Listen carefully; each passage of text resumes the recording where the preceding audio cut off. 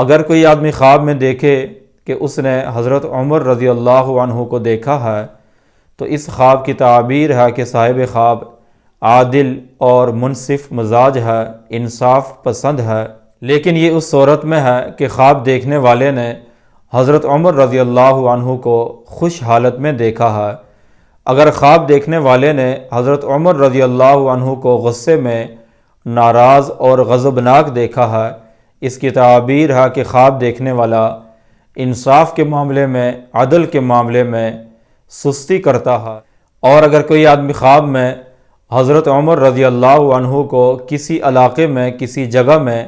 خوش دیکھے تو اس کی تعبیر ہے کہ اس علاقے والے لوگ منصف مزاج اور عادل ہیں۔ اگر کوئی آدمی خواب میں دیکھے کہ اس نے حضرت عمر رضی اللہ عنہ کو دیکھا ہے تو اس خواب کی تعبیر ہے کہ صاحب خواب عادل اور